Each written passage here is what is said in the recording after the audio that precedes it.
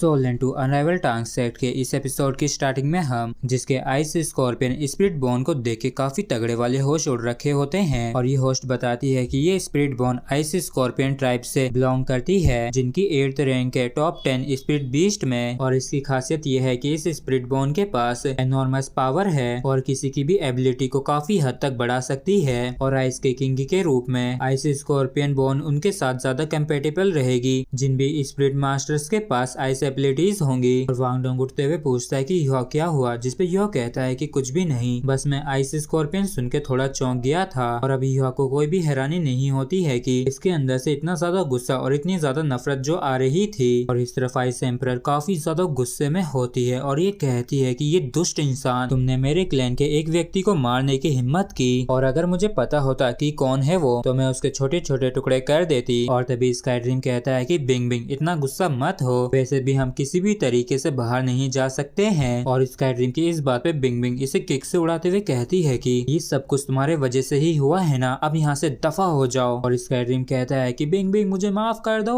और यह मन में कहता है कि आइस एम्परर अभी समय नहीं है गुस्सा करने का। और फिर ये होस्ट सभी ऑक्शनियर्स को बताती है इस स्पिरिट बॉन की जो स्पिरिट एबिलिटी है वो पहले से ही सेट हो रखी है और ये तब तक नहीं बदलेगी जब तक कि कोई स्पिरिट मास्टर इसके साथ फ्यूज नहीं होता है। और तो और ये स्पिरिट बॉन 5 लाख से 7 लाख साल पुरानी है और अगर स्पिरिट मास्टर इसके कैपेबल नहीं हुआ तो वो जल के भस्म हो जाएगा। और जो सबसे ज्यादा इम्पोर्टेंट चीज है वो ये है कि ये स्पिरिट बॉन बस एक ही एट्रीब्यूट तक सीमित है और इसे सिर्फ वही स्पिरिट मास्टर एब्जॉर्व कर सकता है जिसके पास आइस एबिलिटीज हों। और इस बात को सुन के लुओ चेन तो काफी खुश होती है जबकि युहा काफी हैरान होता है। और होस्ट कहती है कि ये अपनी वैल्यू के काबिल है क्योंकि जो ये स्पिरिट बॉन एबिलिटी प्रोवाइड करेगी वो supreme ice element ability ice explosion होगी। और इस चीज को सुन के आइस एम्परर तक भी काफी ज्यादा चौंक जाती है। और तभी आइस एम्परर यह से कहते हैं कि यह ध्यान से सुनो, तुम्हें हर हालत में इस स्पिरिट बॉन को हासिल करना ही होगा। और तभी स्काई ड्रीम कहता है कि तुम तो काफी ज्यादा गुस्सा थी ना, अब क्या हुआ, जिसपे बिंग बिंग वापस से इसे लात से उड़ाते हुए कहती है कि यहाँ से दफा हो जाओ। और स्काई ड्रीम उड़ता हुआ कहता है कि बिंग बिंग मेरी रानी मुझे माफ कर दो। और फिर यह पूछता है कि आइस एम्परर क्या ये एबिलिटी इतनी ज्यादा स्पेशल है, इस पे आइस एम्परर कहती है कि यह तुम नहीं जानते हो कि ये आइस एक्सप्लोजन एबिलिटी कितनी ज्यादा टेरिफाइंग है और ये आइस एक्सप्लोजन हमारे क्लैन की रेयरेस्ट एबिलिटीज में से एक है। और अगर मेरे पास ये एबिलिटी होती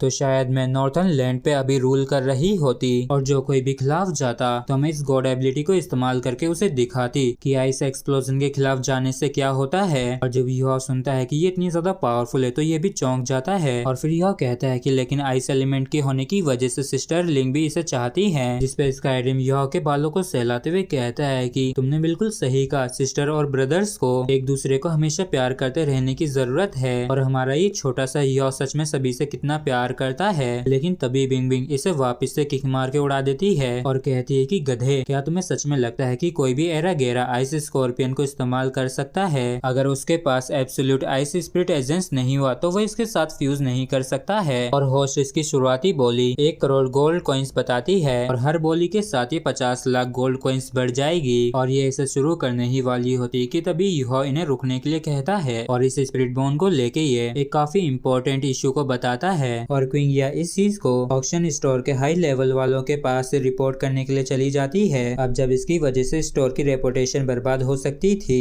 तो जो आइस स्कॉर्पियन स्पिरिट बॉन का ऑक्शन होता है उसे कुछ समय के लिए रोक दिया जाता है। और 10 मिनट बाद ऑक्शन स्टोर का एक सीनियर एग्जीक्यूटिव यहाँ पे आ जाता है और तभी जियो सांसी इस बंदे को देख के कहता है कि हे ये तो काफी हद तक एम्परर जैसे दिख रहे हैं, जिसपे भाई कहता है कि हाँ तुमने सही कहा, इन्होंने अपने कपड़े बदल रखे हैं इसलिए मैं लगभग इन्हें पहचान ही नहीं पाया था। और एम्परर कहता है कि तुमने कहा कि हमारे स्पिरिट बॉन के साथ कोई प्रॉब्लम है और ये होस्ट प्रिंसेस कहती है कि सम्मान्य कस्टमर, अगर आप इसे साबित नहीं कर सके और रॉयल फैमिली ऑक्शन का नाम खराब करने की कोशिश की तो तुम अच्छे से जानते होगे कि इसके परिणाम क्या होंगे। जिसपे यह कहता है कि मैं इसे प्रूव कर सकता हूँ। और इतना कह के ये अपने ऊपर के कपड़ों को उतार देता है और एम्परर यह की बैग पे हाथ फेरते हुए कहता है कि इसमें सच में कुछ तो बात है। और एम्परर को ऐसा करता देख वांग डोंग को काफी गुस्सा आ जाता है और और ये मन में कहता है कि कमीने तुझसे किसने कहा कि तू युवा को टच कर सकता है। और फिर ये एम्परर कहता है कि तुम्हारे पास तो सच में आइस स्कॉर्पियन स्पिरिट एजेंस है और तुम ये कह रहे हो कि जिनके पास एब्सोल्यूट आइस स्पिरिट एजेंस नहीं है वो इसके साथ फ्यूज नहीं हो सकते हैं। जिसपे युवा हाँ करता है और फिर एम्परर प्रिंसेस से कहता है कि वैसे ही करो जैसे मैंने पहले इंस्ट्रक्शंस दिए थे। और फिर एम्परर युवा से कहते हैं कि मुझे याद आया कि तुमने जिंगलो किंगडम के एक सिटीजन के रूप में रजिस्टर किया है। जिसपे युवा हाँ करता है। तो फिर ये एम्परर कहता है कि तो फिर तुम भी मेरे सिटीजन्स में से एक हुए, तो फिर क्यों ना मैं तुम्हें ये स्पिरिट बॉन गिफ्ट कर दूं। और एम्परर की इस बात को सुन के युवा के काफी तगड़े वाले होश उड़ जाते हैं और सांसी का मुंह भी खुला का खुला रह जाता है और ये कहता है कि क्या ये सच में हो रहा है, ये तो एक टॉप लेवल स्पिरिट बॉन है। और फिर युवा कहता है कि योर मैजेस्टी ये काफी ज्यादा कीमती है। तो युवा की इस बात को सुन के आइस एम्परर इसके पास जाके कहता है कि इसके लिए मेरे पास एक रिक्वायरमेंट है, अगर तुम इस स्पिरिट बॉन को लेना चाहते हो तो तुम्हें इस टूर्नामेंट को जीतना ही होगा।